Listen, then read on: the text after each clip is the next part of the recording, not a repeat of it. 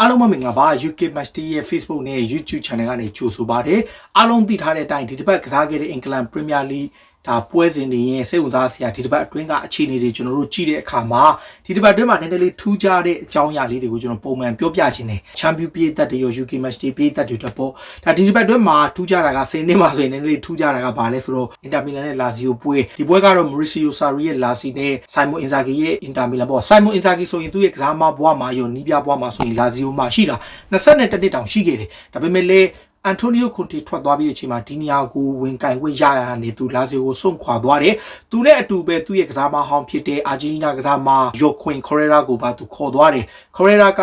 9နဲ့ခေါ်ပြီးတော့မှအင်တာကိုအပြီးသက်ပြောင်းမယ်။ဒါပေမဲ့ပြဿနာက Correa က Filipe Luis ဆိုတဲ့ကစားမနဲ့ကလာဇီမှာအရန်ခင်တယ်။တကယ်ကိုတင်ငယ်ချင်းဖြစ်တဲ့ကစားမပဲ။ဒါပေမဲ့သူတို့နှစ်သင်းထိပ်တိုက်ဆုံတဲ့ရောမမျိုးကအိုလံပီကိုကွင်းမှာကန်ကြတဲ့အခါလာဇီက3ဂိုးနဲ့နိုင်သွားတယ်။အင်တာကဥဆောင်ကိုသွင်းတယ်။ဥဆောင်ကိုသွင်းတဲ့နောက်မှာပဲလာဇီယိုကနောက်ကလိုက်ပြီးတော့ Ciro Immobile ရဲ့ penalty နဲ့နောက်2 ဆက်သွင်းပြီး 3-1 နဲ့နိုင်သွားတယ်။ပွဲပြီးမှာပဲ Correa ကိုတင်းပေါ်ဟောင်းလည်းဖြစ်သူတင်ငယ်ချင်းလည်းဖြစ်တဲ့ Filipe Luis ကထခုံပြီးတော့ဒါလှုပ်လိုက်တာဗျာ။တကယ်တော့နောက်တာဗျာတင်ငယ်ချင်းချင်းဆိုဒါပေမဲ့လည်းပြိုင်ဘက်အသင်းဖြစ်သွားပြီ။ပြိုင်ဘက်အသင်းဖြစ်တော့ Correa ကလည်း show နေတော့နည်းနည်းညစ်တွန်းတိုးတဲ့အချိန်မှာတင်းယုံလာဆန်လာဖြစ်နေနောက်ဆုံးကျတော့ဒန်ယူကြီးက professional မပြီးသားမှုတဲ့ပြိုင်ဘက်ကစားမကိုလှုပ်တယ်ဆိုတဲ့အချက်နဲ့အနီးကပ်ပြလိုက်တယ်။ဒီနေရာမှာလာဇီယိုကစားမကတော့ပြန်ရှင်းပြထားတယ်ကျွန်တော်ဟာတင်ငယ်ချင်းဖြစ်သူဖြစ်တဲ့အတွက်ကြောင့်အခုလိုမျိုးတုံ့ပြန်ခဲ့တာဖြစ်တယ်သူ့အမှားတော်သူနောင်တရတယ်ပြည်သက်တွေကိုသူတောင်းမှပဲမယ်ဒါတော့နည်းနည်းထူးကြတယ်ဗျာဒီလုံးဝကိုဒါမင်းတို့ဘလောက်ပဲကြီးဗျာအားကစားမှာ professional စိတ်တက်ဆိုတော့ရှိတယ်တယောက်နဲ့တယောက်အားပြိုင်နေတဲ့အခါမှာဘလောက်ခင်နေမာနဲ့မက်ဆီလဲ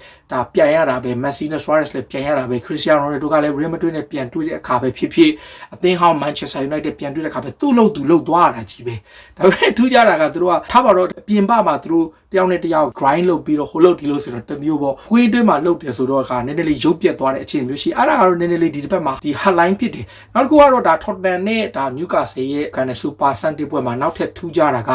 Tottenham အသင်းရဲ့အနိုင်ရတဲ့ပွဲမှာ Newcastle ပြည်သက်တယောက်ပထမပိုင်း43မိနစ်မှာပွဲကြီးစင်ကပြုတ်ကျတာလားတခုခု injury ဖြစ်သွားတယ်ထင်တယ်အဲ့ဒါကို Spurs အသင်းရဲ့နောက်ခံလူ Reguilon ကတွေ့တယ်ဘာကြောင့်လဲဆို Reguilon ကသူပထမပိုင်းကသူ attacking လုပ်တဲ့ဘေဘယ်ချမ်းကနေသူကနီးတဲ့ခါမှာတွေ့တော့ကွင်းလယ်တန်းလေးကြီးဖြစ်သူဒါ Andre Marinas ကိုတွားပြောပြီးတော့ medical အတွက်ဒါသူ request လုပ်ပြီးတော့အမြန်ဆုံးဆေးဖွဲ့ကိုခေါ်လိုက်တဲ့အချိန်မှာနောက်ပိုင်းမှာသိတယ် injury ဖြစ်တယ်ဆေးကူတာခွင့်ရဖို့အတွက်တောင်းဆိုမှုတွေနောက်ဆုံးမှာပြည်သက်ကိုဆေးကိုပို့လိုက်တယ်ဆိုတဲ့အတွက်အဲ့ပွဲကြောင့်ပွဲကအတိုင်းအတာတစ်ခုထိ suspend ဖြစ်သွားတယ် injury ပထမပိုင်း9မိနစ်မှာ Spurs ကဆုံးနောက်ကိုထပ်သွင်းပြီးတော့ပွဲပြီးမှာ Newcastle ကို3ဂိုးနဲ့ Spurs နိုင်သွားတယ်ဒီဖြစ်ရမှာTottenham ကစားမ Reguilon ရဲ့အပေါ်ချီးကျူးမှုတွေအများကြီးရှိလို့ကွင်းလယ်တန်လူကြီးရဲ့ဆုံးဖြတ်ချက်တွေကလည်းတော်တော်လေးအရေးပါခဲ့တဲ့ဆိုပြီးချီးကျူးကြရလေရှိတယ်ဒါပေမဲ့အဲ့ပွဲမှာတော့ Tottenham ရဲ့တိုက်စစ်မှု Hurricane လည်းဂိုးပေါက်ပြောင်းနေမှုတွေအားလုံးကိုအဆုံးသတ်လိုက်တယ်နောက်တစ်ခုကဘာလဲဆိုတော့ဒီတစ်ပတ်ထဲမှာကျွန်တော်ပြောကြတဲ့မှာ United ပြည်သက်တွေတနှုတ်ပြောနေတဲ့ Ole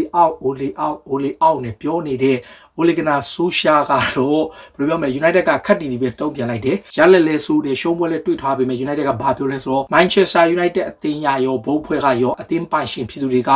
Solskjaer ကိုလက်ရှိအခြေအနေရလုံးဝထုတ်ပယ်သွားမှာမဟုတ်ဘူးလို့ခက်တီတယ်ပဲပြန်ကြီးညာလိုက်တယ်ဆို United ပြည်သက်တွေကမခံကြည့်မခံသာဖြစ်နေတယ်တော့ဒါဒီနေ့မှာ19သင်းပြည်သက်တွေကလည်း Ole in ပေါ့ social interest ပါညာဆိုပြီးတော့ပြောကြတယ်ရှိပေမဲ့ social ကို2024ထိကျွန်တော်တို့စာချုပ်ချုပ်ထားတယ်အဲ့အတွက်ကြောင့်ထုတ်ပယ်ဖို့အစီအစဉ်မရှိလို့သူ့ကိုလည်းလုံးဝယုံကြည်တဲ့အတွက်အပြောင်းရွှေ့ဈေးကွက်ဖြစ်တဲ့စောင်းရသည်ဈေးကွက်မှာတောင်ပေါင်တန်း80သုံးခွင့်ပေးမယ်ဆိုပြီးတော့ပြောလိုက်တယ်ဆိုတော့အဲ့ဒီချက်ကြောင့် Manchester United ပြည်သက်တွေအတွက်တော့စိတ်ဆင်းရဲရမယ်ဆိုတဲ့တချို့ report တွေမှာသူပြည်သက်တွေရဲ့ comment တွေသုံးသပ်မှုတွေလည်းတွေ့ရတယ်တစ်ချိန်တည်းမှာပဲဖောက်ပါဆိုတဲ့သူတို့သင်းကဘာဖြစ်တယ်ညာဖြစ်တယ်သူတို့သင်းရဲ့လုံးဝမကောင်းဘူးနီးပြကအစားပါညာဆိုတဲ့တွေ့ဝိုက်ထားတဲ့စကလုံးတွေနဲ့ပွဲပြီးမှစိတ်ပြက်စရာပြောထားတယ်ရှိတယ်ယူကာဆယ်ပြည်သက်တွေဆိုရင်ဒါကွင်းထဲမှာနော်အာရက်ကဒီခေါင်းပေါင်းတွေနဲ့တုံးဝကိုဆိုဒီရဲ့ပိုင်ရှင်တွေကို support လုပ်ကြတယ်သူတို့ပြည်သက်တွေအတွက်ဒါဘယ်လိုပထမဆုံးပွဲမှာအမန်ဒါတို့ဘာတို့ကလည်းကလပ်သင်းရဲ့ reality check ကိုကောင်းကောင်းသိသွားတယ်ဆိုတော့သူတို့ long way to go စောင်းရသည်ဈေးကွက်ရောက်ဖို့ကလည်းသူတို့12ပွဲလောက်လိုသေးတယ်အဲ့ကြားထဲမှာယူကာဆယ်အမှတ်ဘလောက်ယူနိုင်မှာလဲလက်လောနေထားရ3မှတ်ပဲရှိတယ်ပွဲတစ်ထောင်ပြည့်ကိုင်တဲ့ Steve Bruce ကလည်းနိုင်ပွဲလုံးဝမရသေးတဲ့အချိန်သူတို့အနေနဲ့ဘယ်လိုပြောင်းလဲရမလဲဆိုတော့သိလာတဲ့အချိန်မှာယူကာဆယ်ပြည်သက်တွေမျှော်လင့်ထားတာကစောင်းရသည်မှာ ဘယ်လောက်ထိ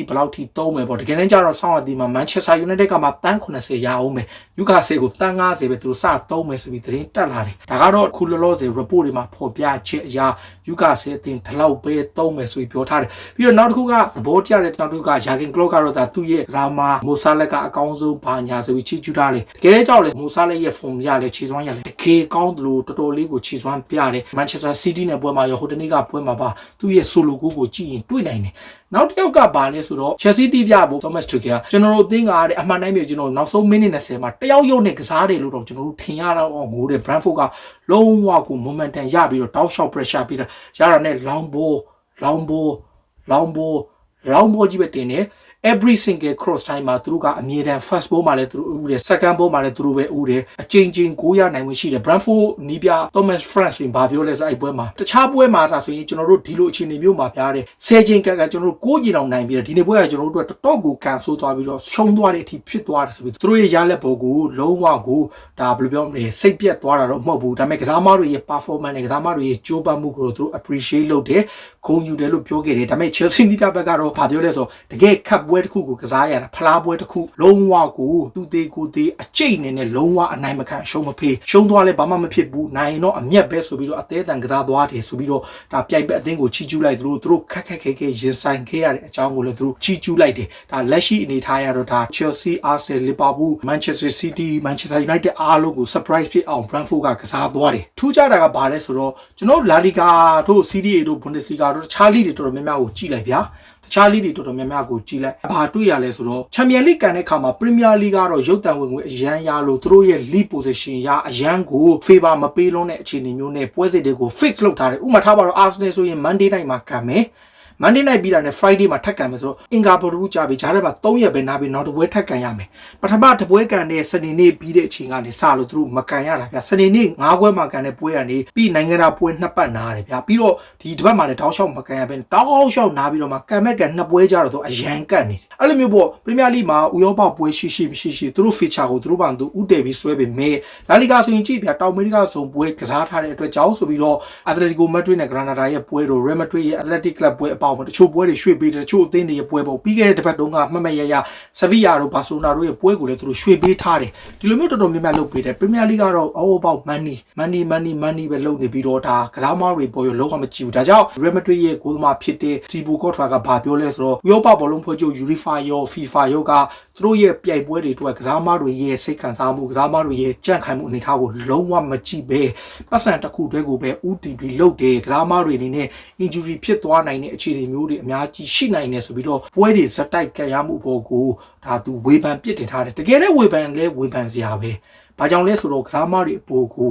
တောက်လျှောက်ခိုင်းထားတဲ့ဟာတွေကန်ကိုင်းထားတာဒီကြားထဲမှာ feature တွေကလည်းအရန်စိတ်လုံးတဲ့အခါမှာသူတို့ဘက်ကတော်တော်လေးစိတ်ပြတ်ဖို့ကောင်းတယ်အခုကြည့်ပြ Premier League ပွဲတွေဇက်တိုက်ကန်မယ်ပြီးတာနဲ့နိုဝင်ဘာ17ရက်နေ့မှာ International Break ပြန်လာမယ်ပြီးတာနဲ့တောက်လျှောက်ကန်မယ်ပြီးနွေရာသီကြရင်လည်းသူတို့က proper နွေရာသီလာမှာမဟုတ်ဘူးဘာကြောင့်လဲဆိုတော့2022 FIFA ကမ္ဘာဖလားပွဲကနိုဝင်ဘာဒီဇင်ဘာမှာလုပ်မှာဖြစ်တဲ့အတွက်ကြောင့်သူတို့ရာသီကိုအတိုင်းအတာတစ်ခုထိစိုးရမှာအဲ့မှာကစားသမားတွေအတွက်နောက်ထပ်9ရက်ကလည်းတော်တော်လေးနဲ့ဆိုတော့ဒါဘောလုံးပြက်ကလေးမှာဒီ COVID ဖြစ်လိုက်တဲ့နှစ်ကစလို့ဒါနောက်ဆုံး3-4ရာသီလောက်ကတော့သူတို့ recover ကောင်းလုပ်ဖို့မချိန်မရဘူးဖြစ်နေဒါကစားသမားတွေဘက်ကရော frustrated ဖြစ်တာစိတ်ပြက်စရာဖြစ်သလိုဒါညီးလာတာတွေပေါ့ဗျာ all about money ဖြစ်လုံနေတဲ့အပေါ်ကိုသူတို့ဘက်ကဝေဖန်ထားတာပေါ့ဒါကဒီတစ်ပတ်တွင်းမှာထူးခြားဖြစ်ရဲ့လေးတွေအကြောင်းတင်ဆက်ပေးတာပါပြည်သက်တွေအနေနဲ့ဘယ်လိုမြင်လဲကိုယ့်အမြင်လေးတွေကိုကိုယ့်မမဝင်အောင်မှတ်ချက်ပေးကြပါလို့ကျေးဇူးတင်ပါတယ်အရေးတော်ပုံအောင်ရမည်